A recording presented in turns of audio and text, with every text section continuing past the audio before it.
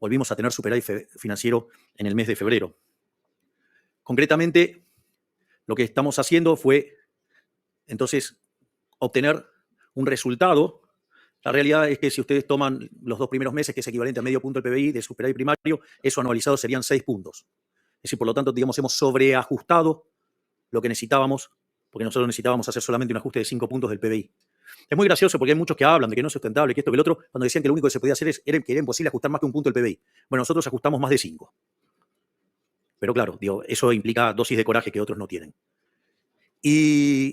Pero eso no es todo, porque también está la cuestión del ajuste que hicimos adentro del balance del Banco Central. El Banco Central generaba 10 puntos de déficit fiscal, de cuasi fiscal, y hoy ese número ya es 4.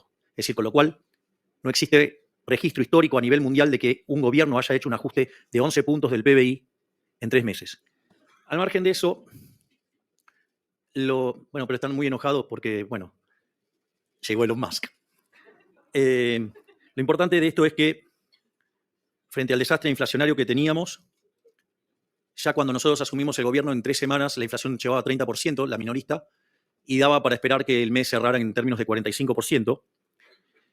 Y yo recuerdo que un fin de semana, el periodista Gabriel Anelo, digamos, gran periodista y mejor persona aún, me preguntó qué pasaba, digamos, con la inflación. Y yo le dije, la verdad, que si quedaba en 30 era un gran número porque significaba que entonces la 4ª semana los precios se habían detenido y habían dejado de crecer. Y nos encontramos con que fue 25, es decir, que hubo retracción de los precios que se habían fijado de la 3ª semana hacia la 2ª.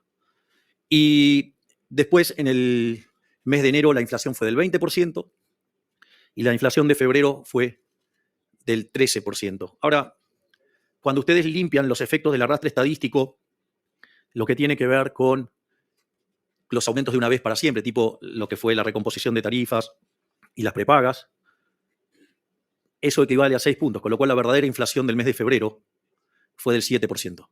Es decir, estamos metiendo la tasa de inflación adentro de un dígito. Hoy los precios caen mucho más rápido, o sea, la tasa de inflación cae mucho más rápido. Eso también tiene un sentido. Y lo que sucede es que cuando se hizo la convertibilidad, la cantidad de dinero era endógena. Es decir, cuando ustedes tenían aumento de la demanda de dinero, la forma de convalidarlo era ustedes traían los dólares, se los vendían al Banco Central y eso implicaba una expansión de la cantidad de dinero. Y eso permitía que el reacomodamiento de precios relativos se dieran con precios al alza. ¿Qué pasa? Como nosotros, fíjense que desde que asumimos prácticamente la base monetaria no ha variado. Y eso que compramos 11.500 millones de dólares en el mercado. No solo eso, sino que además tuvimos la expansión de la cantidad de dinero por los puts, digamos que el Banco Central de la gestión anterior utilizó para tratar de controlar el tipo de cambio, y además tuvimos expansión por los pasivos remunerados, pero la contracción por Bopreal y por el fisco han sido tan grandes que la base monetaria no varió muy poquito. Entonces seguimos teniendo la misma base monetaria de 10 billones, pero ahora del lado del activo tenemos 11.500 millones de dólares de reservas más. Por lo tanto, digamos, estamos llevando adelante un proceso muy fuerte de saneamiento del balance del Banco Central y que pronto vamos a estar con reservas netas nulas, cuando el gobierno anterior nos dejó 11.500 millones de dólares negativos. Una cuenta hecha por economistas brutos, digo, porque hacen la cuenta esa del tipo de cambio real. Y la pregunta es, ¿o acaso nunca vieron que durante los periodos de crisis el tipo de cambio real es muy alto y en los periodos de bonanzas es muy bajo? ¿O acaso no vieron la tendencia? ¿O acaso las condiciones de oferta y demanda de todos los bienes de la economía argentina y de todo el mundo no han cambiado?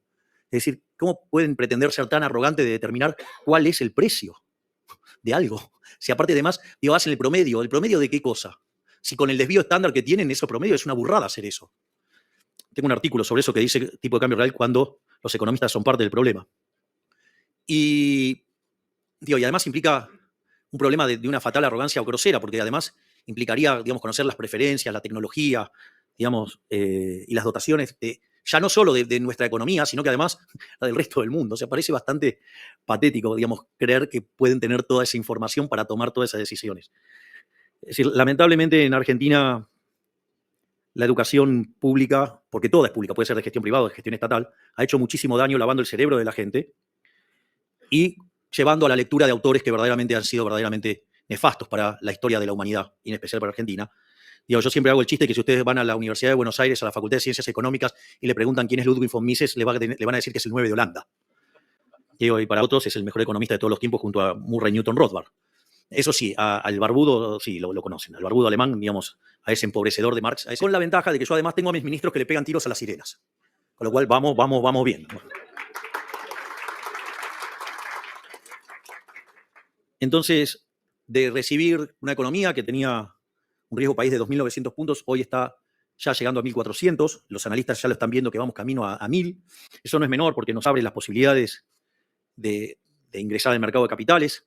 Nos han elevado la calificación crediticia. Los bonos que costaban $18 ahora cuestan $54. Y los activos argentinos se han revalorizado muy fuertemente.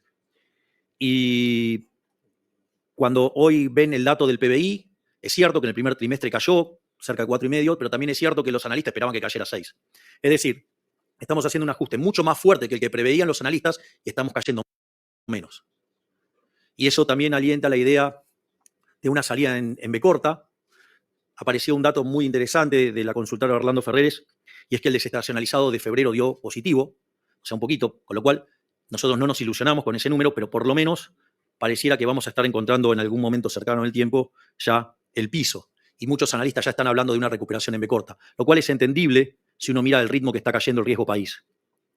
Al mismo tiempo, estamos trabajando en lo que tiene que ver con la salida del cepo, y en cuanto logremos terminar de sanear el balance del Banco Central, cuando podamos deshacernos de todos los pasivos remunerados y que se termine esta cosa nefasta de estar remunerando pasivos, eso lo que va a implicar es que se va a frenar la emisión de dinero por pasivos remunerados. Al mismo tiempo, otra cosa que vamos a hacer y que estamos trabajando es en una reforma del sistema financiero para ir a un sistema integrado con el mercado de capitales y construir una banca que sea anticorridas. La verdad que hoy no sería un problema eso, porque básicamente el crédito al sector privado no financiero son 4 puntos del PBI, es decir, no tenemos sistema financiero, no hay sistema financiero. Por lo tanto, es interesante que empecemos a construir un sistema financiero que no necesite un prestamista de última instancia. Entonces, si esa reforma incluye integrar, digamos, el formato de los bancos con un formato del mercado de capitales, para que podamos ir a un sistema de banca libre, y eso nos va a permitir que cuando tengamos esa reforma podamos abrir el sistema financiero. En ese sentido, si llegara a haber emisión de dinero, irían presos el presidente del Banco Central, el directorio, el presidente de la Nación, el ministro de Economía y diputados y senadores que hayan aprobado presupuestos con déficit fiscal. Obviamente ustedes me van a decir, sí, pero esto es Argentina, y seguramente que después va a venir otro delincuente y va a cambiar las cosas y va a tirar esa ley, pero nosotros además le vamos a dar una categoría como, digamos, de imprescriptible, como si fuera un delito de lesa humanidad. Por lo tanto, sí puede venir un delincuente, cambiar estas condiciones y volver a las andadas de emitir dinero. Pero puede ser que después venga otro que diga, vos sos un delincuente, hiciste eso y los meta preso. Con lo cual nosotros vamos a ir a una solución de esas características para que se termine en Argentina esta estafa que es la emisión monetaria. Y obviamente que conforme podamos seguir avanzando en este sistema de banca libre, ¿sí?, de sistemas de mercado de capitales profundos que vayan hacia un sistema completo, y hayamos frenado la emisión por redescuentos, la emisión por pasivos remunerados, la emisión para financiar el fisco, directamente tenemos tipo de cambio libre con la cantidad de dinero fija, y si es necesario que ingrese más dinero al sistema, lo va a ingresar los propios agentes. Por ejemplo, abren el colchón y van y, digamos, empiezan a hacer transacciones. Es decir, con lo cual, la monetización de la economía la van a ir dando los propios individuos con las monedas que quieran transar. Aparte, competencia de monedas, o sea, tiene una consecuencia muy interesante, y es que, por ejemplo, si ustedes están en el sector de petróleo, como Alejandro, puede hacer transacciones con sus pares del petróleo en WTI. O si están en el negocio del gas, pueden hacer transacciones con otros en BTU. Si están en el sector del campo, pueden hacer transacciones con otros con la soja en Chicago. Y así sucesivamente, cada uno va a tener su propia moneda. Esto es equivalente a tener una canasta de monedas donde los ponderadores los determina endógenamente la gente. En lugar de determinarlo un burócrata a dedo, ¿sí?, lo cual que siempre lo va a hacer mal, y si lo hiciera bien tendría que ser este resultado, y para eso lo hacen los agentes. Así que no necesitamos un burócrata metiendo el dedo en ningún lado, porque en realidad ya saben dónde termina el dedo, y más que el dedo termina siendo el brazo donde meten. Algo que tampoco, digamos, el círculo rojo analógico no lo ve.